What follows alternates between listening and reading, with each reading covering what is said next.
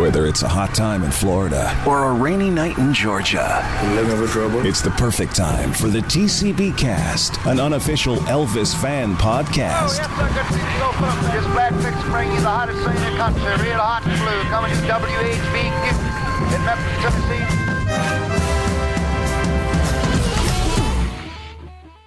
Welcome to TCBcast, the unofficial Elvis Presley fan podcast. I'm Gurdip, and today I'm joined by someone who's more elusive than Bigfoot, harder to lock down than Nessie the Loch Ness Monster. I don't know if she'll like that comparison, but longtime friend of the show, Jaime Kay.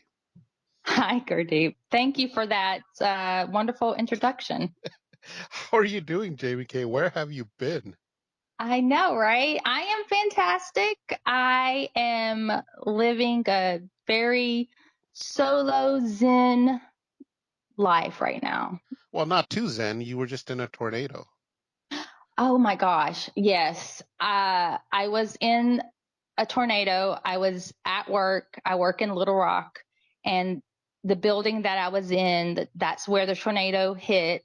And fortunately, myself and my coworkers, we were all safe and unhurt. But I had never been in a tornado before. It was very scary.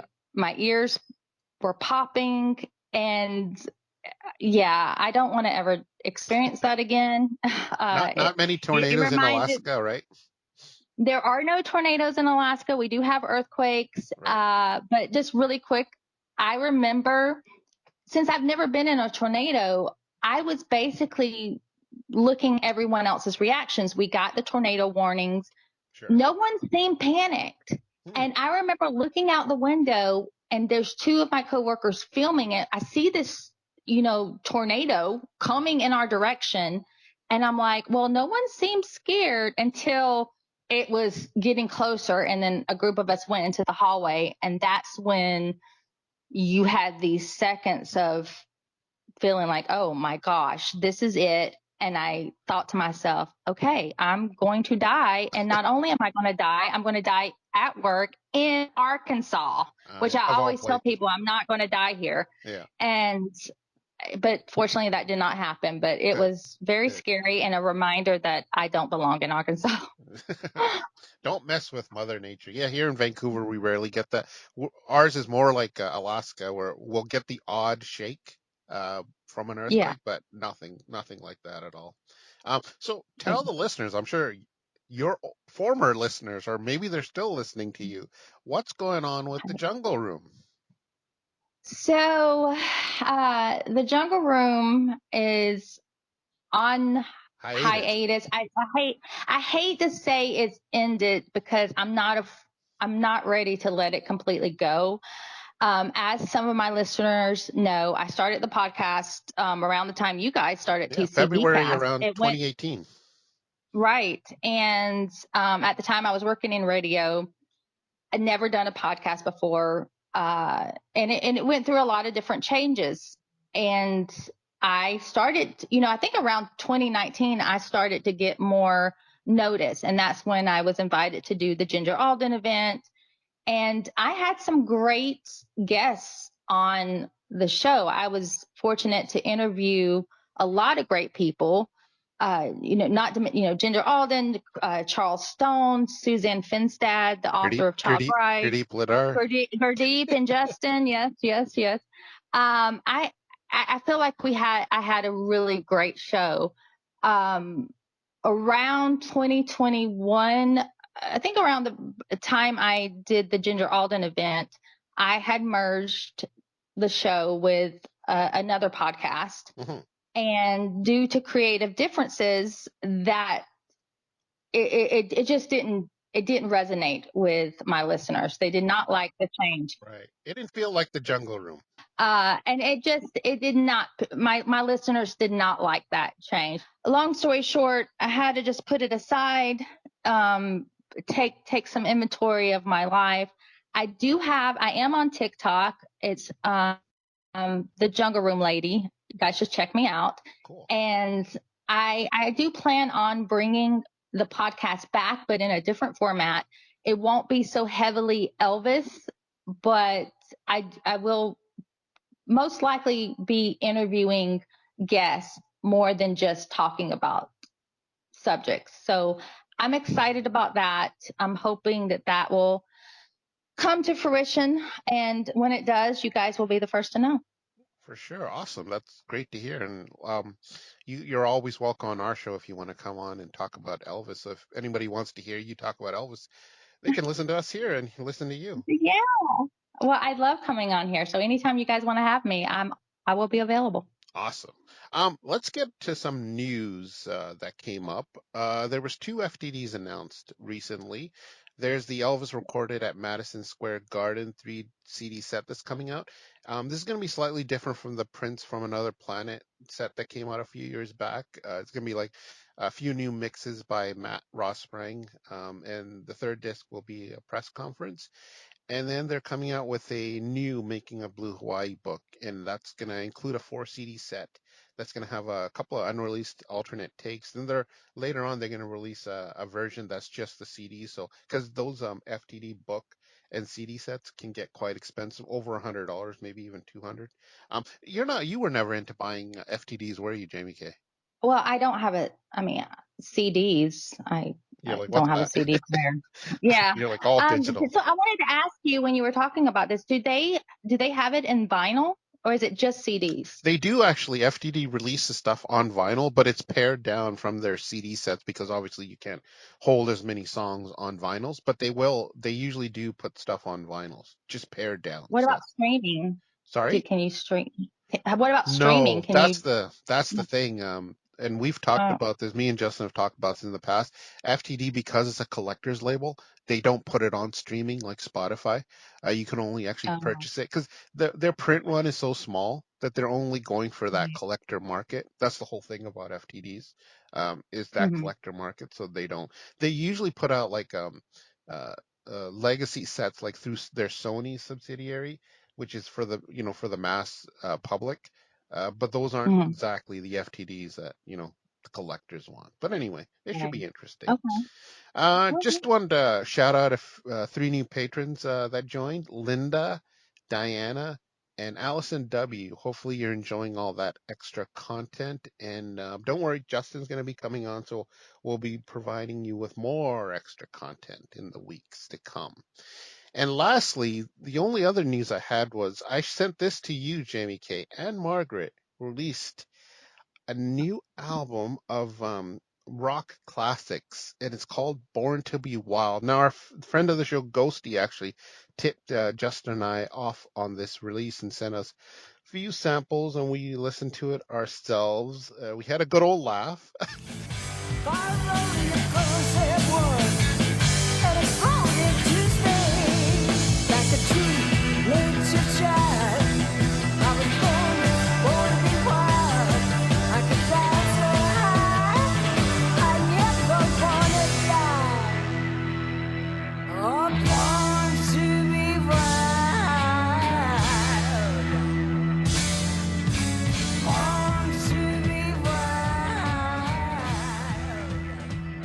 Oh, you laugh. And I said, Jaime Kay, what do you think of your girl ruining the classics? Because she's she's in her 80s and she's trying to. Exactly. She's in her 80s. Yeah. So think about that for a second. And I think you guys are missing a huge element here. Okay. You're focusing too much on the vocals. Right. Yeah. Which you shouldn't do when you're listening to songs, right? I think we should think about the fact that this is Ann-Margret and she's in her 80s. And yes, it's not what she sounded like decades ago, but the energy is still there. She still has that energy, and you can't take that away from her.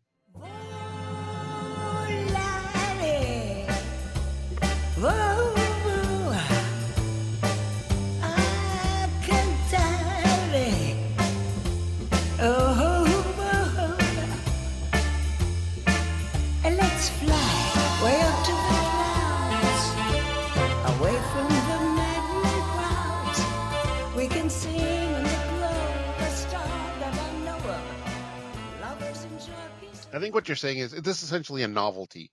It's nothing. You're not supposed to be like grading her vocal prowess.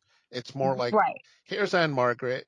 She's quite elderly now, but she's still trying to rock out, and it's a novelty to hear her sing I don't these think she's songs. I don't think she's trying. I think she is rocking out because she's Oh, in her 80s and she's doing it.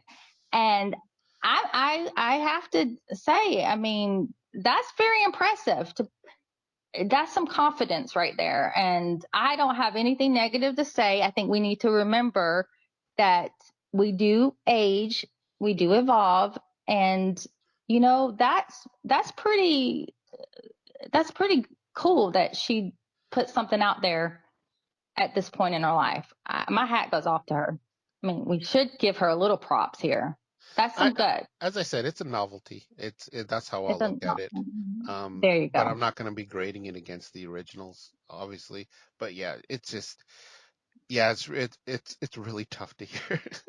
But What that's do you not think that's if let's go think about, I think was it Pat Boone? He did something he's like not a that. duet.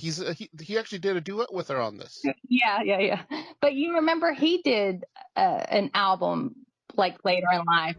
Now, what would you like to learn? Starting with the ABC of it. That's a logical place to begin. Right down to the XYZ of it. Oh, you're going to take the whole course.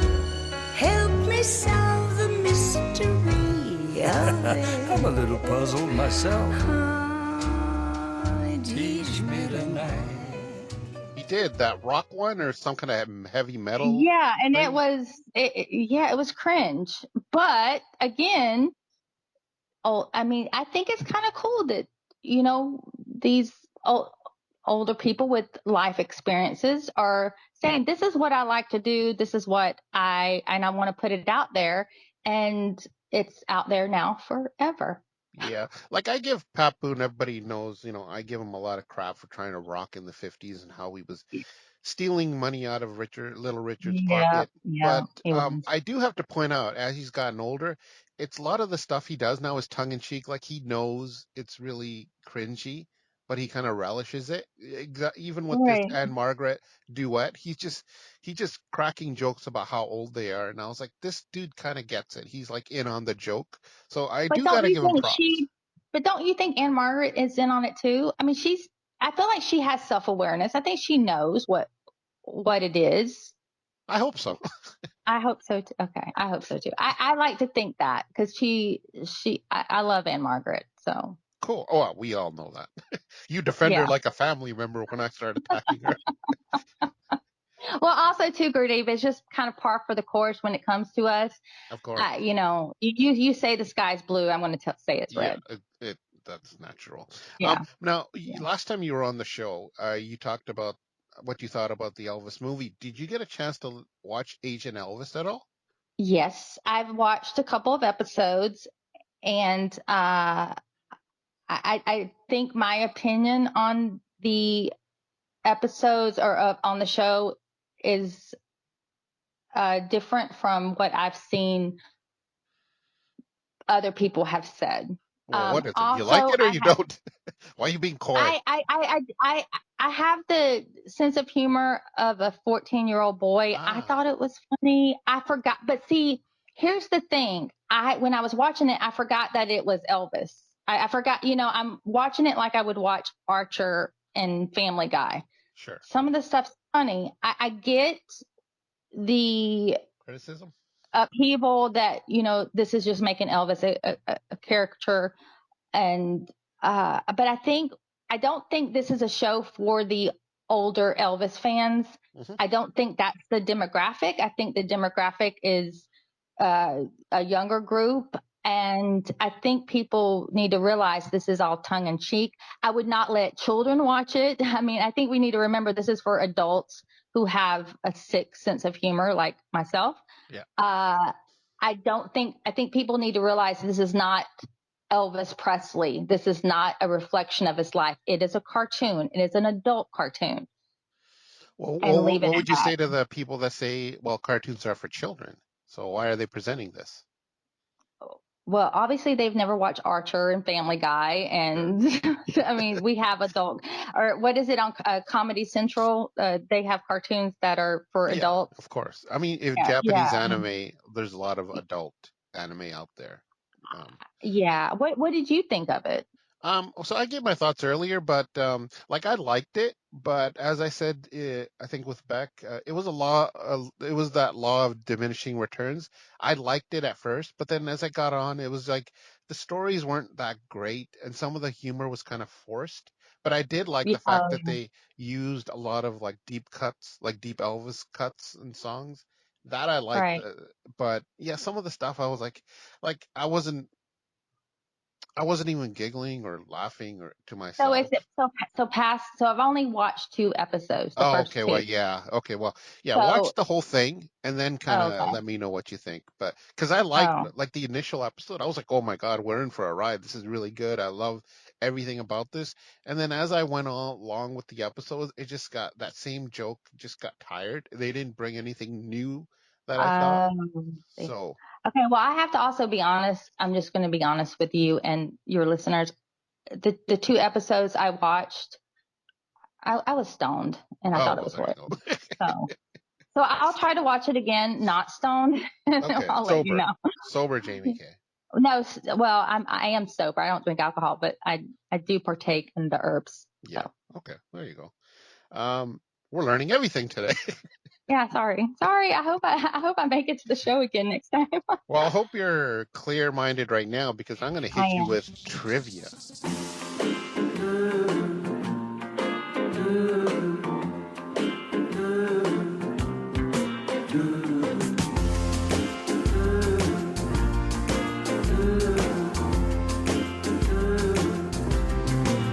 Such an easy question.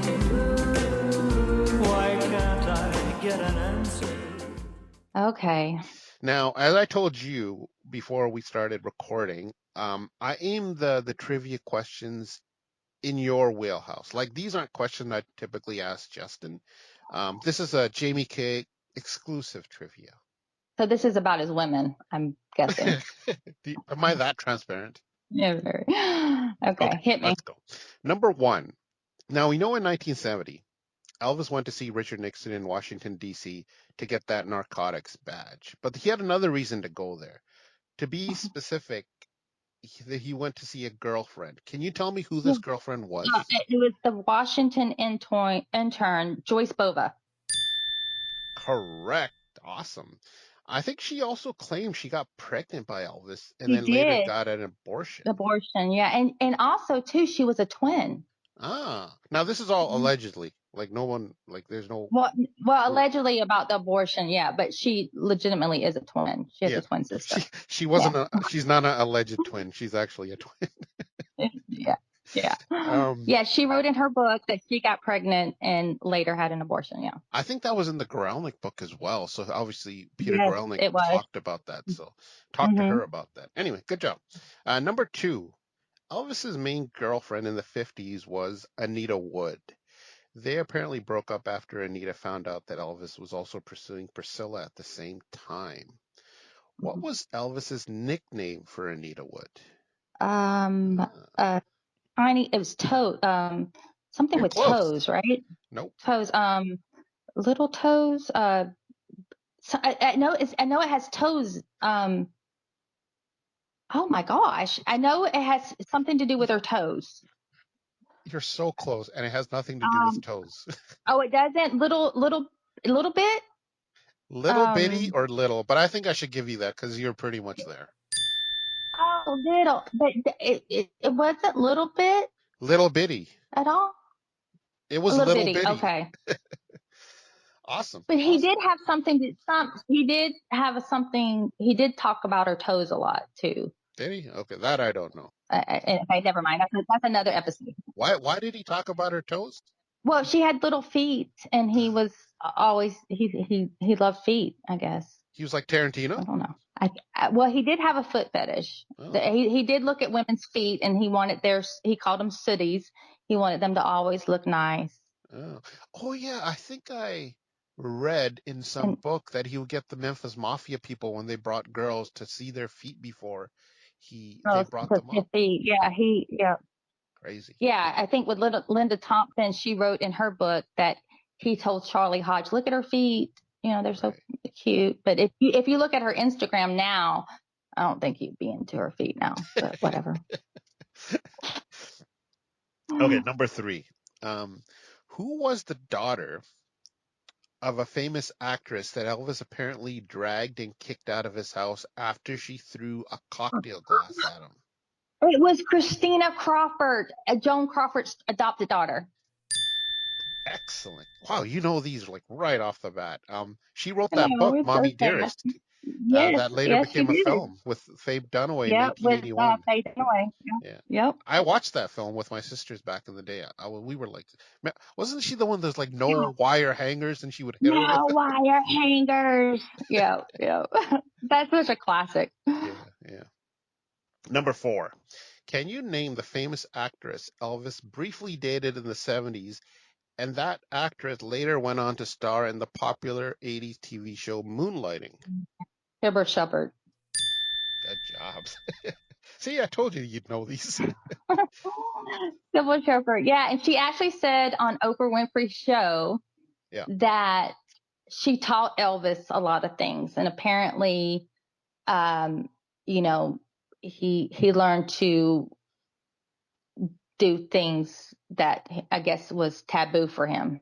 Oh, I think you're and we'll just leave it at that. Yeah, I think you're talking about cunnilingus. Yeah, because she said that he would eat things like pork chops and all these things, but there were things that he had never partake in. And she now this is her. She said that she taught him that, but I don't know. I think he let her think that because other women have allegedly again. Allegedly, just going by the Sybil Shepherd Oprah Winfrey interview.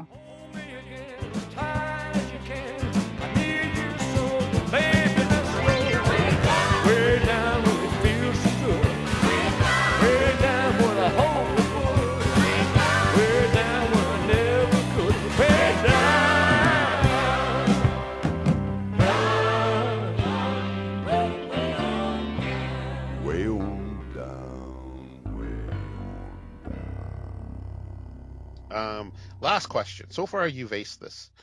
James Caan married his former girlfriend of Elvis in 1970. Sheila Ryan. You didn't even let me get that question out. That's how quickly you knew this answer. Sheila Ryan, yes. And they did have a son together. Do you know the son's name?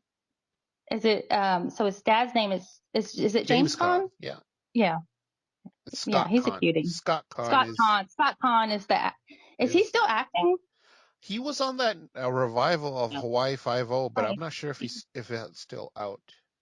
Yeah, and James Caan just passed away not too long ago. He did. And Elvis used to sing that song, "And I Love You So," and would dedicate it to Sheila in the 70s. Sheila. Yeah, I do believe. I think that had Sheila. I think he was more into Sheila than Linda. But Linda, she put her.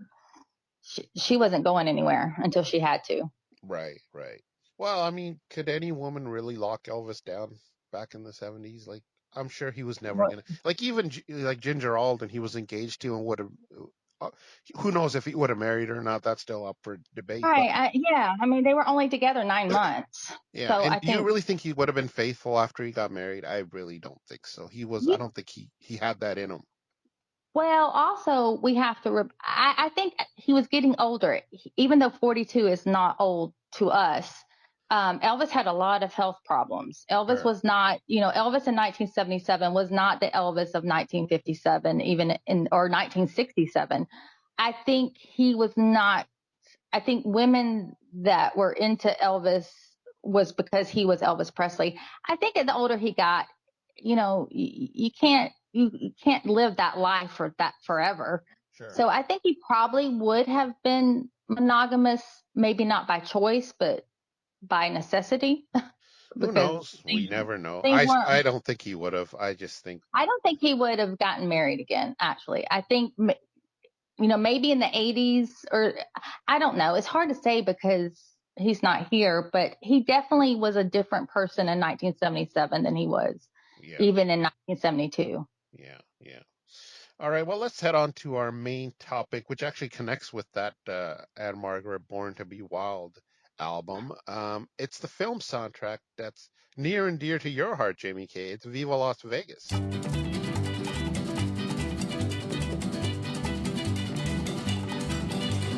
Bright light city, gonna set my soul on fire.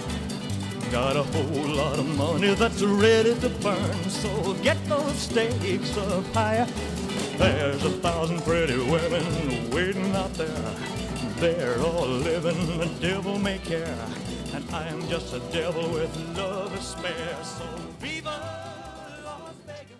Yes, I love that movie. Now, originally, RCA never released the full soundtrack. They opted for rather putting out a EP instead, which sounds bizarre to me since the film had a lot of songs in it, 15 to be exact, and 11 of which were used in the film. Like they wouldn't have even needed bonus songs because it was so stacked, but politics got in the way, and the Colonel didn't like the fact that director George Sidney seemed to be sweet on Ann-Margret and gave her a lot of screen time and a lot of close-ups, and compounding this was the three duets that Elvis and Ann-Margret were doing, and the Colonel like just nixed those two. He wasn't into it at all, and only "The Lady Loves Me" showed up on the actual film. Ann-Margret recorded two songs as well, "My Rival" and "Appreciation." All of the songs were dropped, but they would later appear on various budget albums and compilations after Elvis died. So like the fans back in the day, all they got were four songs. It was if you think I don't need you, I need somebody to lean on, come on everybody, and today, tomorrow, and forever. And then they also got the single, which was What I Say, back with Viva Las Vegas.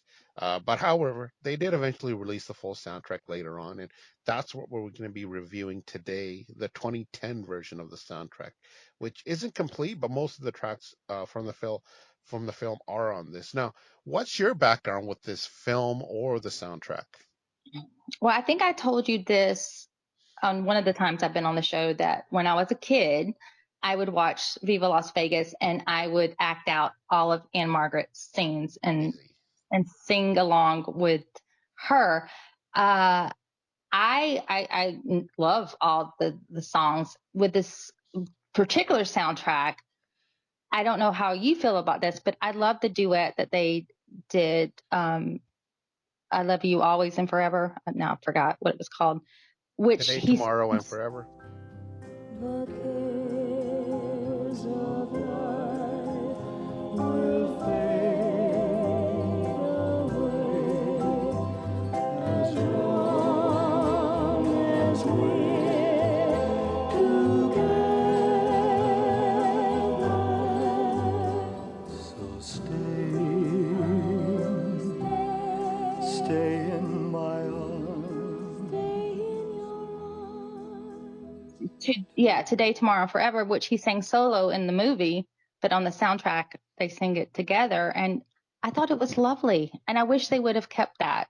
Yeah. It wasn't. That's not even on this 2010 release, but we'll talk about it when we get to the solo version of the song. Now, growing up, you didn't have they didn't actually have the full soundtrack put together. It was in various compilations, the songs. So that's probably where you heard them, or did you even listen to the songs much? Was it all about the film? Actually, I did, because I remember my mom had a Viva Las Vegas album, and so we would play it. She would play it on the record player. Well, it had to be the EP then, because they didn't actually. There was no album, right? Unless she had a bootleg. Unless you had a bootleg. I guess so, because it said, I remember, I see the album in my head. It's Viva Las Vegas.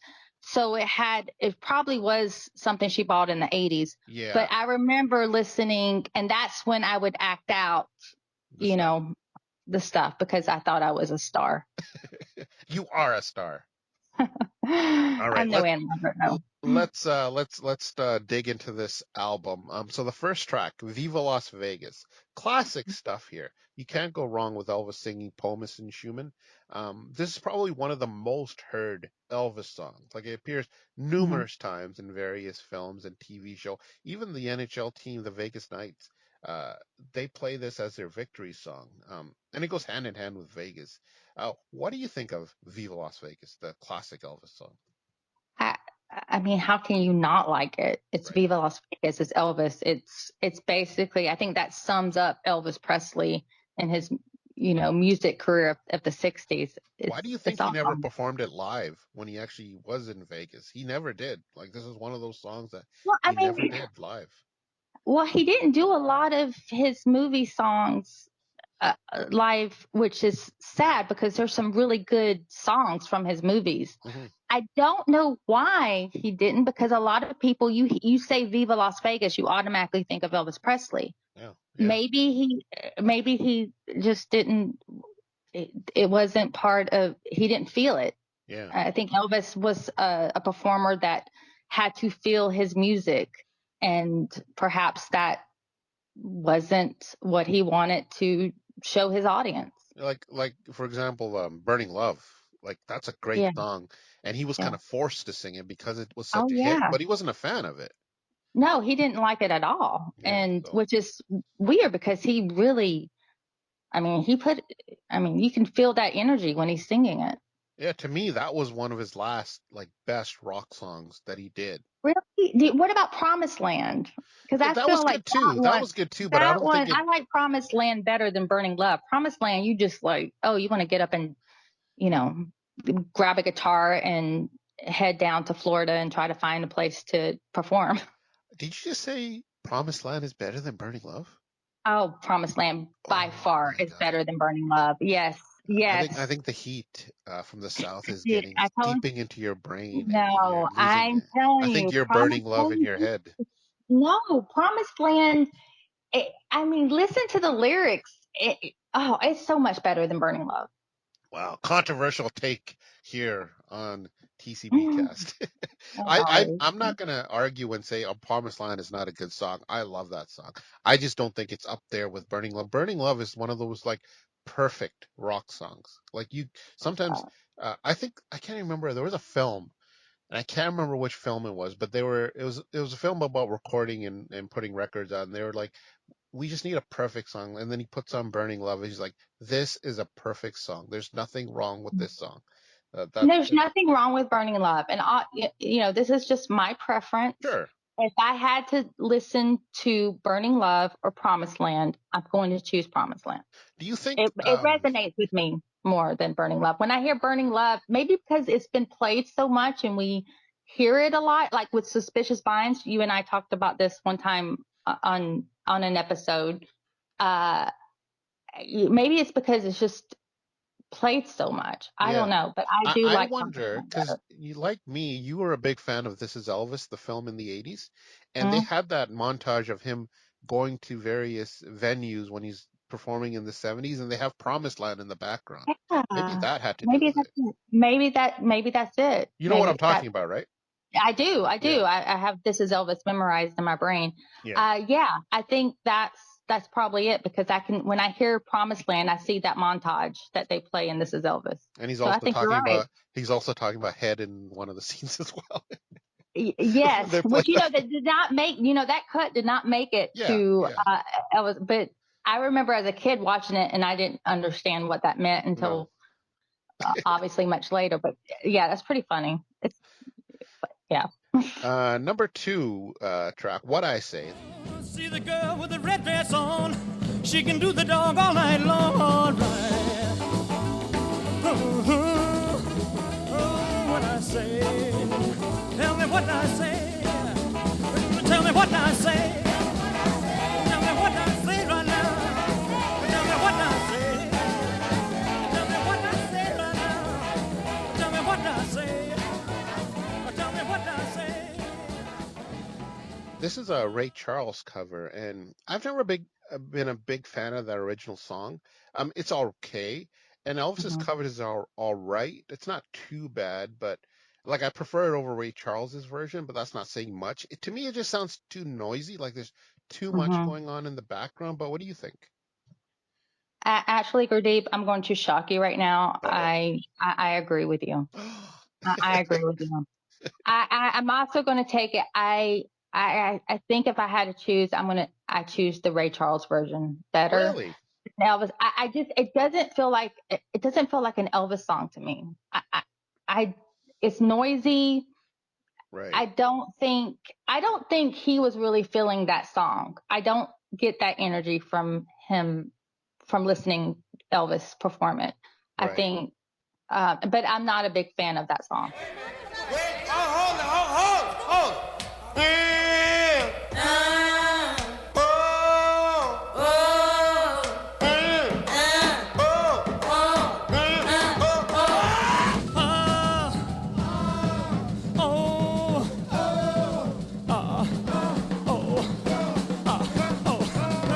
It's all right. Well, it's all right right now. Baby, it's all right. Yeah, from what I read, it's not even a song that was scheduled to be done at these sessions, but they just started singing it, and then they just quickly made an arrangement for it. So it was one of those spur of the moment things, which sometimes can deliver gold. I don't think this time it did, but whatever. As an album cut, I think it's fine. But they actually released this as a single, so I don't know about that. But whatever. Next song, number 3. If you think I don't need you. Now this was written by Red West, and I think he does a pretty good job here. What do you think?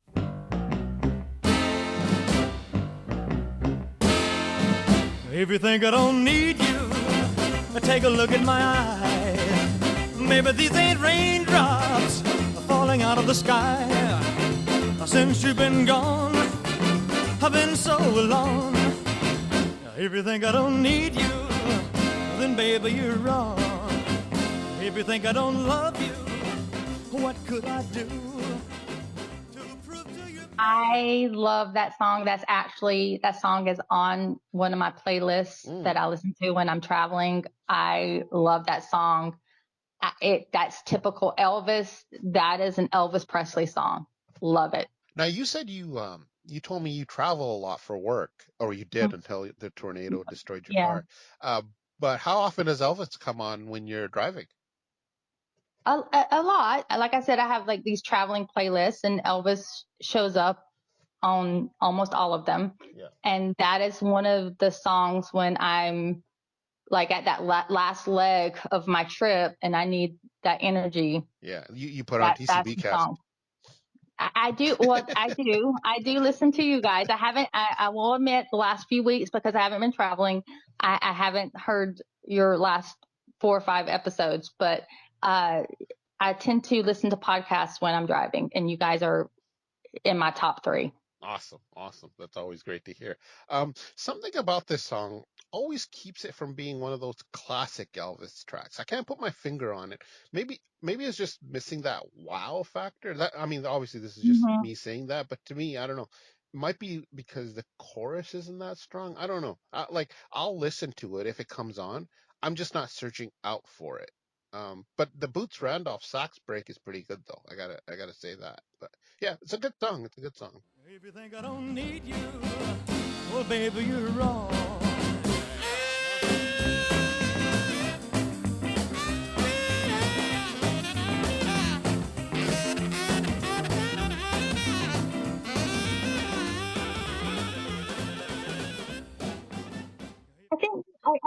I think you're right. There is no wow factor, but sometimes when it comes to Elvis, we don't need that wow factor because it is Elvis, and it's so catchy, and it does have a good beat. And I think also too the fact that Red West wrote it. Red is very underestimated in his talent. I don't think he gets a lot of credit for how much songs that he wrote for Elvis. Right. And he was a very talented songwriter. For sure. Next song is I Need Somebody to Lean On. I need somebody, want that somebody. Please, please listen to my plea. Need that somebody, want that somebody. Come running to me. If I didn't know any better, I think Don Robertson wrote this song because it has that same feeling going on. But anyway, it's a good Palmas and Schumann song. I personally think Elvis took it the wrong way. I think he should have jazzed it up a bit, not going with this slow, like slow ballad. Maybe kind of he should have done it like he does Young Dreams or Doing the Best I Can. What do you think about this song? It's not one of my favorites. I think you have to be in a specific mood for that. Mm-hmm. It's not something I would seek out to listen to. Right. But I mean, it has nothing to do with his vocals. He does very well. It's just not one of my favorites. You hear that, Elvis Presley, wherever you are? Jaime Kay does not like this. Yeah. Mic drop. Still, I think he still sings it well enough. I Yeah, think he the sings it instrumentation well. is good. Yeah, and I love the piano in this. Either by Dudley Brooks or Floyd Kramer, they were both there. I'm not sure who was on this track during those sessions, but yeah, it's a good song. I just wish he'd done it a different way, but it's fine. Next song I know you like, "Come On Everybody." Come on, everybody, and snap your fingers now. Come on, everybody, and clap your hands real loud. Come on, everybody, take a real deep breath and repeat after me. I love my baby. I love my baby.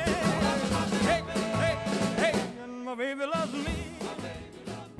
Oh, again, that's on one of my playlists. I actually work out to that song. Oh.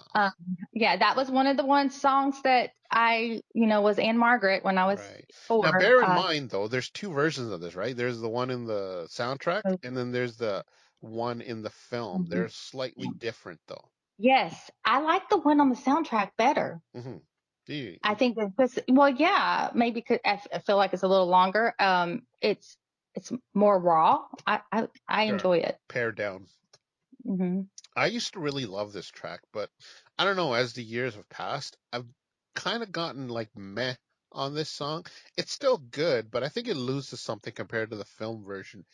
There's more interaction going on in that one. I think this is pared down too much.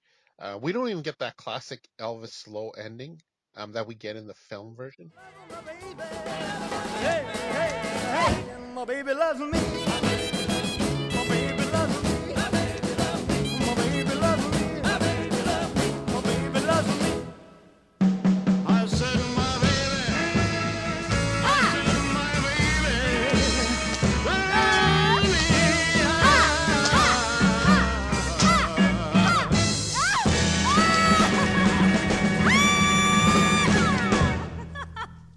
But we don't. You're right. Yeah. But the bright spot. Well, I think too, it wouldn't. I don't think it would resonate in the album as much as it did in the movie because you're getting that visualization and their dance moves. Yeah, I mean it's iconic, that whole scene with Ann-Margret wearing that red sweater and black tights. Yeah.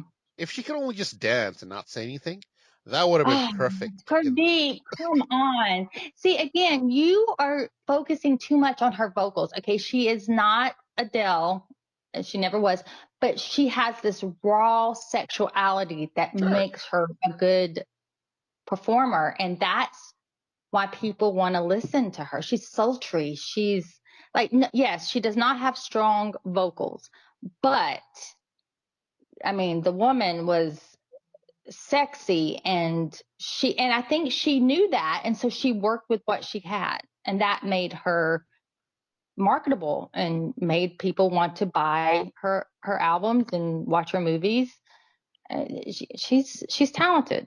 And all through the week, my competition gets the praise. That style, that pep, that body line. There was a time when he praised mine. He's not fooling me, he's with my rival. And I know right where they are. He's carrying things too far. My rival is a baby blue racing car. You're saying people essentially give her a pass on her vocals because she looks so good. No, I'm saying that they bought her albums because she knew what her strengths were. And that's why you hear that sultry voice in a ballad. Which is a Marilyn Monroe imitation, essentially.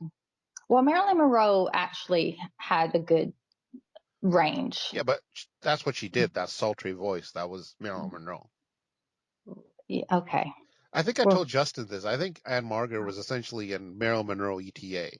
if you think about it. No. They're totally different. I think, again, she worked with what she had and she elevated it. Right.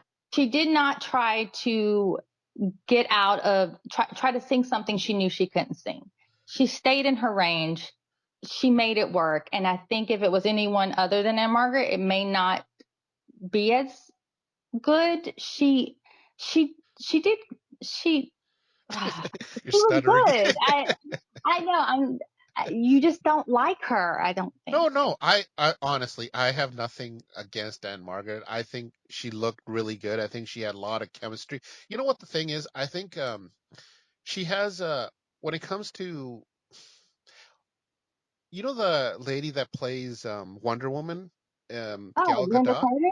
Oh, Gal. Okay, the She, new one. Gal. Yeah. yeah, I think she has a lot of charisma and she has the looks, but her acting is just like, I've seen more acting talent out of a brick than her. Okay. Yeah, I agree. I think that's where I equate Ann-Margret to, is just, I don't know about her acting. Like, it was okay in Viva Las Vegas. I haven't seen any of her, like, I saw some clips of Bye Bye Birdie, but Oh, you should watch Bye Bye Birdie.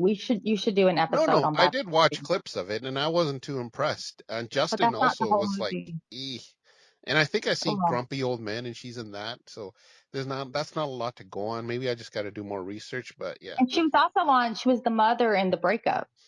Okay, there you Too, Jennifer Aniston. But you know what? I think we're also forgetting the time, in the 50s and the 60s, actors and actresses who were starting to be popular, they would make an album. Patty Duke made an album. That was one of the things that the industry would do, was make these actors singers. Yeah, of course. So I think we're forgetting that aspect. I think it really all boils down to money, and they would put them out there like that. Once I met a nice old man upon the village green. I helped him cross the street into his limousine. Next day he sent the biggest brooch I've ever seen to show his appreciation. Now, wasn't that sweet?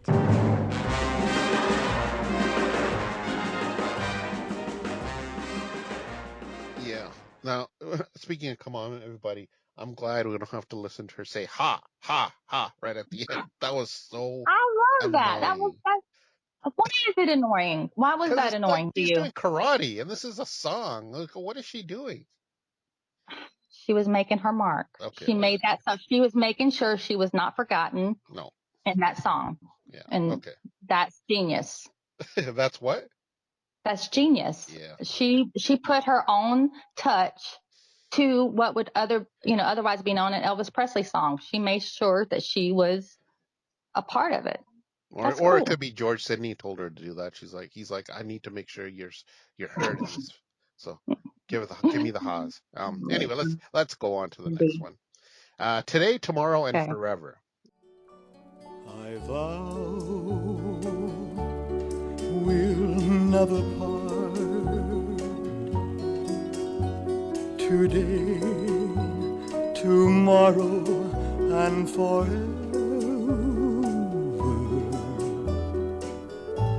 Long as there's stars above. So let's talk about the solo version first. I think this is a great song. I love the strings, the piano on it, and the actual tune, the melody, the piano was a track called Lebenstraum or Love Dreams by Franz Liszt. So it's a classic song, and I don't think I've given this song a fair shake, because I think this is an excellent ballad. That Spanish guitar, it's wow. What do you think about this? Oh, it's a beautiful ballad. It's just very pretty. And I know that's a generic adjective to use, but that song is very pretty. It's very easy to listen. And the lyrics are just beautiful. It's a beautiful song. You can't say anything negative about that song. Now, as we discussed earlier, this is one of the duets that was dropped from the film, and then also it wasn't even released till much later on in the 90s. But what do you think about their duet on this? I love the duet. I think it would have been great to have kept in the movie. I will say this, and I know this is going to shock you. If I had to choose, I would choose the solo version. Oh, However, really? Huh. I would just to listen. But as far as the movie, I think it would have done better. I think it would go align with the movie if they had kept it as the two of them. I think it fit better.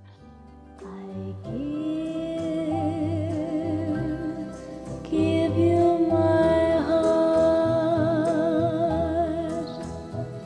today, tomorrow, and forever.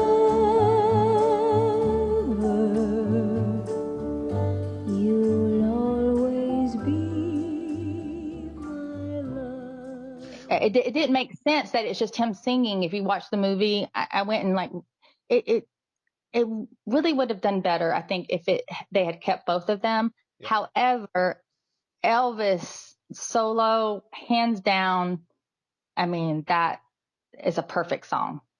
I mean, essentially, it becomes Elvis singing to you when you're listening to it instead of Ann-Margret, right? Yes. That's right. What you're liking. Yes, but I think for the movie portion, I don't understand the decision of taking her out. It made sense to have her singing along. Well, it was the Colonel, obviously. Well, yeah. Now let me shock you. I actually like Ann-Margret on this song. Like, really? I have to give her props. Like, she does a much better job matching Elvis vocally here. Like, it's still not as good as him, but like, it's better, much better. So I actually like this version. I mean, I like the solo one more, as you said, but I don't mind Ann-Margret on this track. She doesn't diminish it at all. Right. Yeah. Wow. Shock. Man, Shock. I know. I mean, this is odd. New territory. We're agreeing. All right. Next one is Nightlife. Oh, the neons are a-gleaming and the gamblers are a-dreaming. Oh, it's nightlife, yeah, nightlife.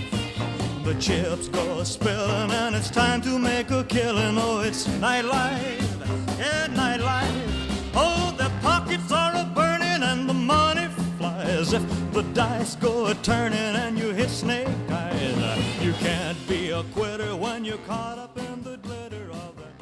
Now, this wasn't on the soundtrack, but it finally appeared on Elvis Sings Flaming Star. It's a pretty good deep cut. I just wish Elvis dug into the lyrics more. Maybe hit them a little harder. Were you aware of this song, or was it like that it was even in Viva Las Vegas, or no? I did not know the song until I started doing the research for this episode. And yeah, I felt like there was something missing from this song. I think you just nailed it. I don't think he put a lot of that punch into the lyrics. It just seemed, I mean, it was okay. It's not a bad song. I just didn't get that vibe that you usually get when you listen to an Elvis Presley song. Yeah, I think like this is a good song, but he could have made it greater if he just really hit the lyrics harder. If you had watched that Zack Snyder film Army of the Dead in 2021, this is actually included in that film. In the song, yeah, I've seen that. Yeah. Yeah, it's really good. Number 8, Santa Lucia. Sul mare luccica l'astro d'argento, placida e l'onda, prospero il vento, sul mare luccica. Now, Elvis tries his hand with this classic Italian song, and he sings it in Italian. I haven't brushed up on my Italian lately, but I wonder how good of a job he does, or is it similar to his attempts at doing German or Spanish? I should probably ask Beck about this, but what do you think about Santa? Again, I'm not Italian. I don't, I mean, You're not? my Italian, I know, right? But, he's, he's feeling the lyrics. I mean, Elvis has such a broad vocal range, and it's not a song that I would just play, to work out or whatever. But I do think it's a beautiful song. I think he did a wonderful job. I would like, I think if you have any Italian listeners, I would like to know how well he, did with that song with his Italian. But I think he did I think good it was job. just phonetically like he did his other songs. Mm-hmm. He should have gone maybe the Dean Martin route and just sing the translated version of the song. Because Dean Martin's version, I really like. I dig that one. Shining across the sea, stars cradle gently, night in her glory, watches intently, shining across the sea, stars cradle gently. But, I think Elvis always, especially at that time in his career, being that it was movies, I think he was always looking for ways to challenge himself. Yeah, break up the with his monotony. vocal. Yeah. So I think he took that as a challenge. And I think that was probably a lot of the reason why he did it that way. Yeah. Next, do the Vega. First you make the right connection, choose the one who's your selection. Though you risk your reputation, you'll increase your circulation. Do the Vega, take a chance and do the Vega. If you dance it, you'll have fun. The fever get you, and then I'll bet you you'll shake like the son of a gun. Another track that was cut from the film, and obviously it was going to be a dance number. Who knows what doing the Vega looked like, but man, I always dug this song. What about you? I like that song. I wish that would have been kept. I want to see what doing the Vega is. I feel, you know what, Gurdip? We should make up a TikTok video, and we should make up our own version of the Vega. The Vega. Yeah, we should just make something up. This was finally released on the Elvis Sings Flaming Star, and I like the pseudo calypso beat. I think that's what really gets me. It's just like light and bouncy. I remember telling Justin I used to listen to this while playing Street Fighter 2 because there was a character in there called Vega in the game, and you're probably like, what are you talking about? But the last video game I played was Mario Brothers on Nintendo. Did you watch the film? I have not yet. Oh, you should watch it. It's really good. I keep hearing. I went to the movies last weekend, the first time since seeing Elvis, the movie, and I saw the movie Air. But there was a moment where my friend Jenny and I were, should we see Super Mario Brothers or this? And we chose Air. Yeah. Which I heard is also really good. It's so good. I highly recommend. Nice. See, the thing about Mario, it's appealing to everybody. If you were a kid in the 80s, 90s, even like now, it's one of those 4-quadrant films that it's multi-generational. That's why it's doing so well. And everybody remembers playing Mario. Well, I'm supposed to go to the movies tomorrow, so maybe that will be the one we choose. Go for it. All right. Okay. Number 10 is Elvis with Ann-Margret, You're the Boss, by the classic team of Lieber and Stoller. When it comes to twisting, I just got to keep insisting. Oh, baby, you sure do swing. When it comes to twisting, I just got to keep insisting. Oh, daddy, hey, you are the king. Baby, you've got me beat up and down, inside out and across. Oh, yeah. But in the middle of the night, when the moon is shining bright, you're the boss. We've talked about this before, haven't we? I think we did. I think we got into an argument. Yeah, we did. Yeah. This was originally by Laverne Baker and Jimmy Ricks, which would have been great in this film. Like the song with Ann-Margret and Elvis, I think it would have played really well in the film, I think. Yeah. Oh, it totally would. And I don't understand why that wasn't in the movie, because the Colonel. It is the Colonel. I know that I remember your comments about Ann-Margret in the song. It cut you deep. I like it. It fits. I feel like she's not trying to sing it the way Laverne Baker. Yeah, she's singing it in the character. That Sure. was her character, and I feel like that's part of the missing element. People want to judge from, the other ballad. Yeah. I like it. I love. That's one of my favorites. I love it. Yeah, I like the bluesy tone of it. And I'm not going to repeat what I said about Ann-Margret, but you've heard Laverne Baker sing this with Jimmy Ricks? I'm pretty sure you did, right? Now, yes. Now let me put it to you. I said it's phenomenal, but these are two. But I feel like they're singing it as their characters. Those characters, those Lucky Jackson and Rusty Martin. But imagine if it was, so take those characters out. Imagine if Elvis had sung this with Laverne Baker. How great do you think that would have been? Talking about dancing and down home romancing, baby. You are the queen. Man, when push comes to shove, when it comes down to love, you're a horse. But in the middle of the night, when the moon is shining bright, you're the boss. Oh, okay. Like vocal gymnastics on both ends. Jeez, Gurdip, what are you doing to me? I'm agreeing with you again. Okay, yes, that would have been phenomenal. That would have probably been a hit, and that would have been a classic, and it would be a different conversation. And that never would have happened because Colonel would never allow that. So this is just what if territory. Yes. And this finally came out on that Collector's Gold in the early 90s, or I think it came either that or the Elvis Sings Lieberstaller. Either way, it's excellent. It's an excellent song.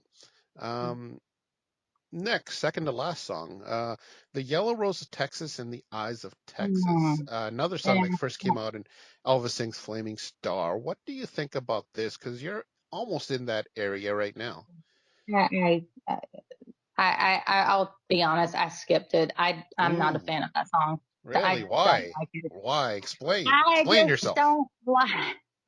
I just don't like it. It's nothing to do with Elvis or his vocal abilities, because I think he could make Happy Birthday sound phenomenal. Is it the content, the lyrics? I think so. I'm not feeling that song.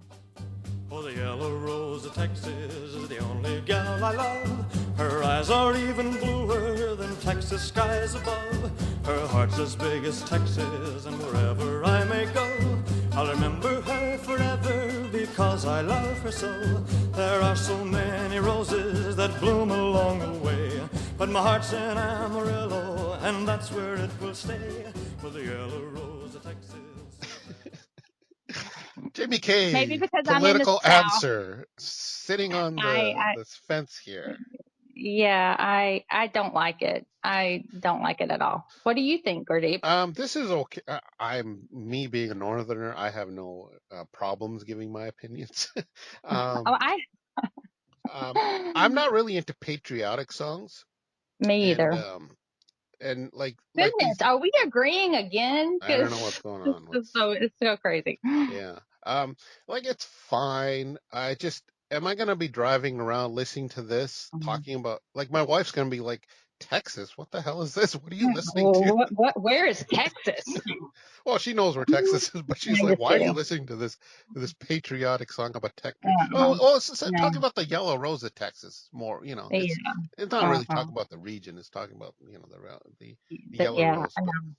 It's okay. I think just in the scene in the film where he's trying to round up these Texans and trying to get them out of the club, it makes sense there. That should have been, but that's like one of my least favorite scenes in the whole movie. Why? To me, it just did not, I don't know. I remember even as a kid, it just did not seem to fit the vibe of the movie. It's a weird, not a fan. The eyes of Texas are upon you. All the little long day, the eyes of Texas are upon you. You cannot get away. Do not think you can escape them. It's night or early in the morning. The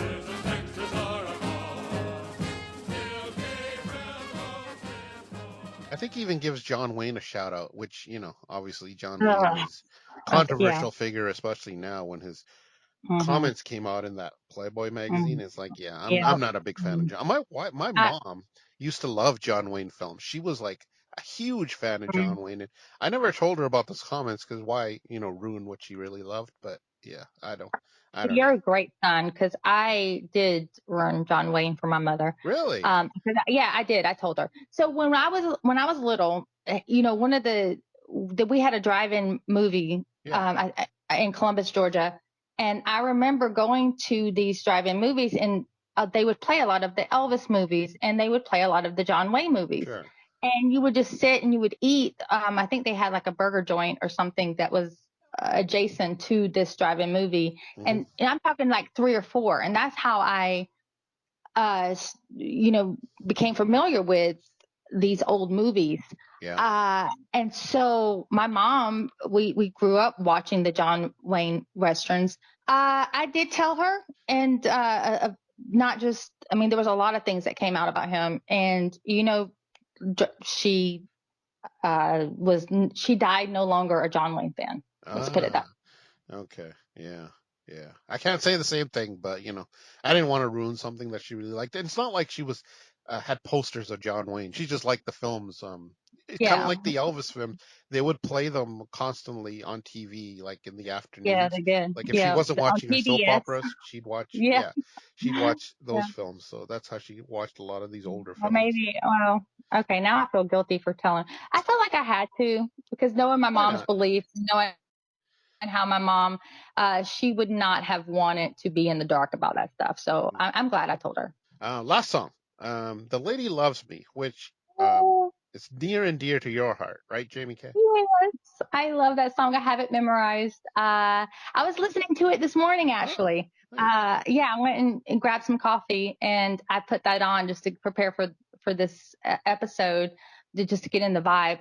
And I love on the soundtrack, they make it more about an album. So it actually fits when at the end where she says the gentleman's all wet, you don't hear the splash. And that song is so great. It's just, I love it.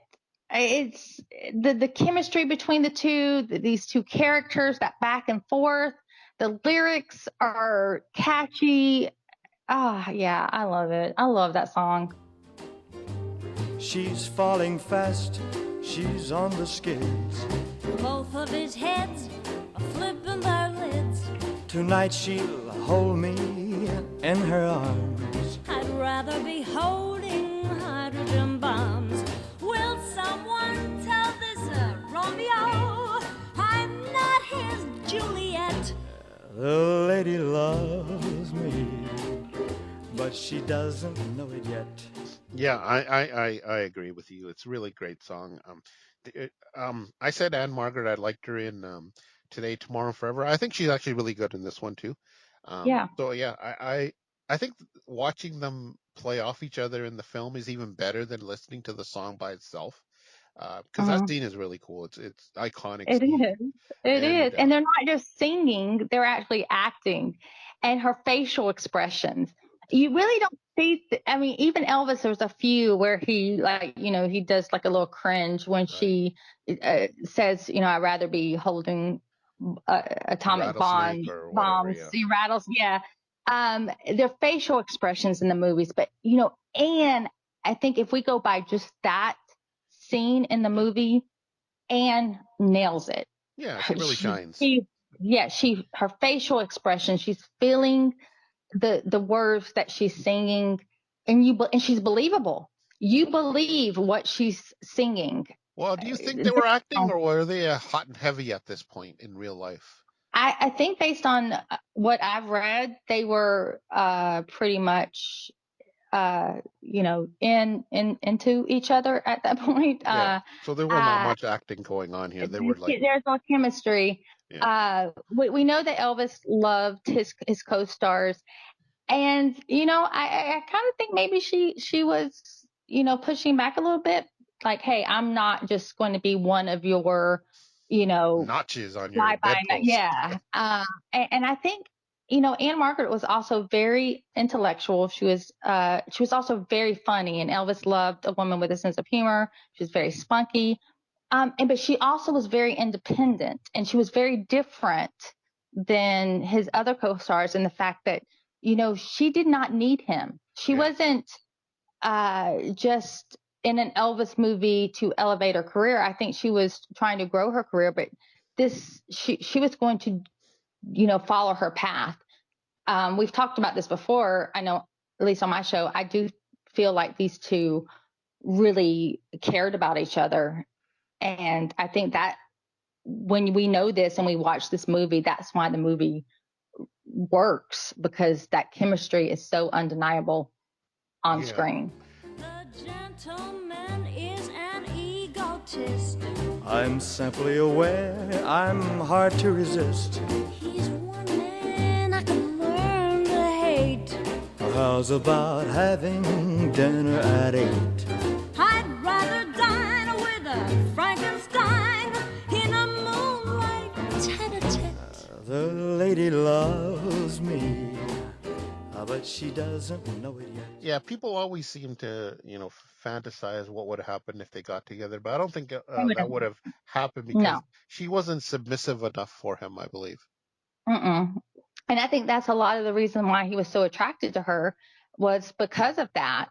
However, he knew what he wanted. And let's not forget that Priscilla had only been living in Graceland a couple of months. Sure. That's what's so crazy about the whole Ann-Margret, Elvis, Priscilla triangle. She got there in March, and they started filming that summer.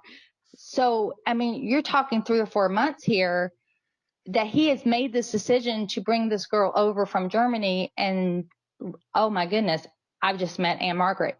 Now, what would have happened had, let's say, Priscilla decided to stay in Germany, finish high school, plan on moving to Memphis in, let's say, September? Would that have happened? Because he would have already met Ann-Margret. I mean, who knows? It's very interesting when you start thinking of it in that way. I think you got the topic for your first new episode of the all-new Jungle Room podcast.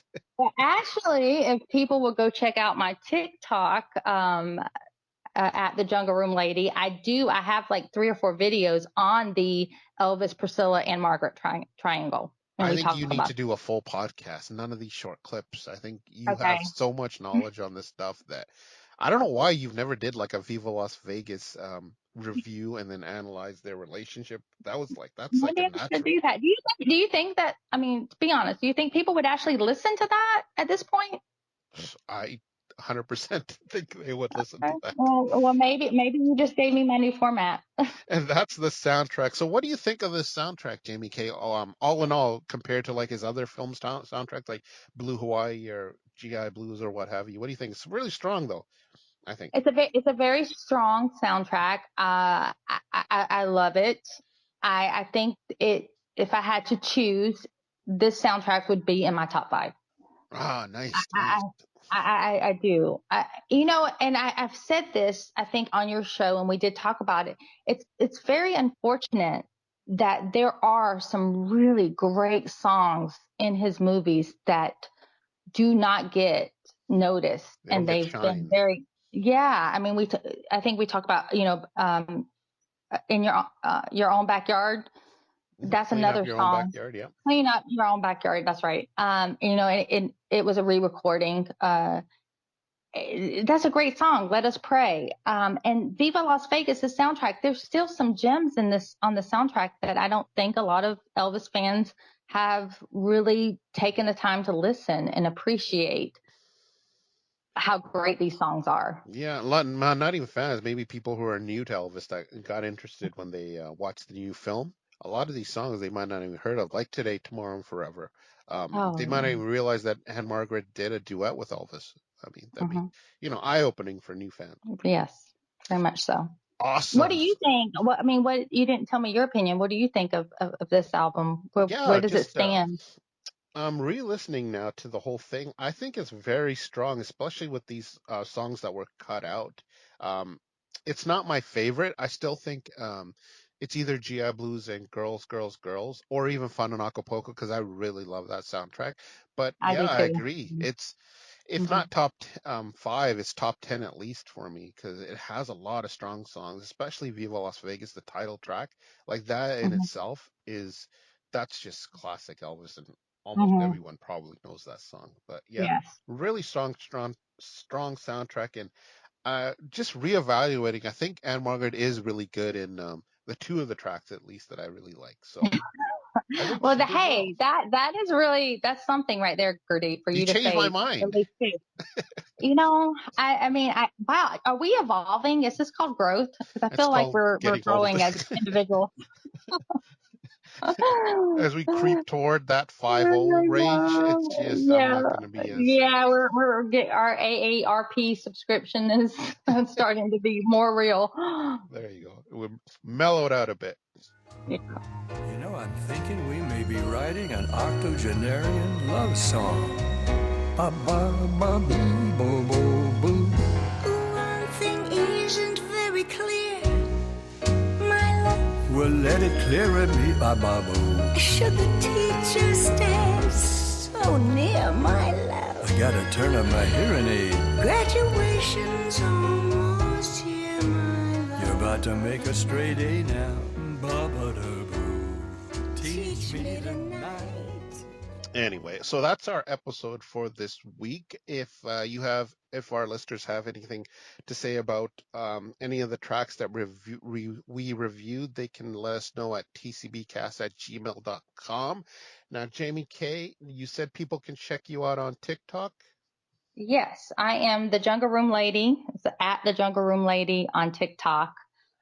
Please go check out my TikTok, like it, follow me. I will be sharing updates on where the podcast is going and when you can resubscribe. Subscribe and when it will come out. Again, life happens. I'm still in the process of trying to work out my schedule, but I will have that podcast back up and running again, a different format, but I think I just found it today. There you go. Yeah, I think I can't remember a few episodes back, people were talking about all these podcasts that come and go.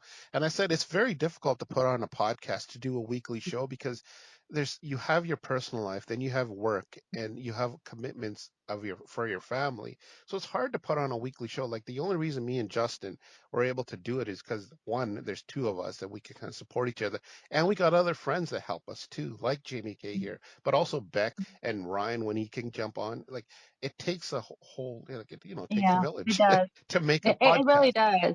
And Jaime Kay, you were doing it on your own. It's difficult. So please be patient with her. Right. Okay. I was doing the editing, the production, all of that on my own. But I do have to say, as far as, getting the word out, the social media, I had Jennifer Vogel, Jan Madrone, Kyle did some of my graphic design. And Greg, he was a great researcher. So I did have a good team. I really thought that I needed a co-host and that I had to have one. And I think I can carry a show now. It would be great to have guest co-hosts every now and then. Yeah, you don't need the same person every week. You can bring on guests. Gurdip, maybe you'll come on and sure. Hopefully we don't argue, but I can't guarantee that. Well, I mean, I think that's why people like listening to us, because we are not afraid to share our differences of opinion. But look, today we have evolved. We agreed more today than we disagreed, and that is a first. That's a positive, And I'm looking outside right now to make sure pigs aren't flying. But here we go. Thank you, Jaime Kay, for once again coming on the show. It's been a pleasure. I'm sure a lot of your listeners are going to find this really fun to hear you back on the podcast scene. But yeah, the only thing left, I guess, to say is it's a hot time in Florida. A rainy night in Georgia. You've been listening to the TCBcast, an unofficial Elvis fan podcast. Someone must have stomped on his head with those blue suede shoes. Thank you and good night.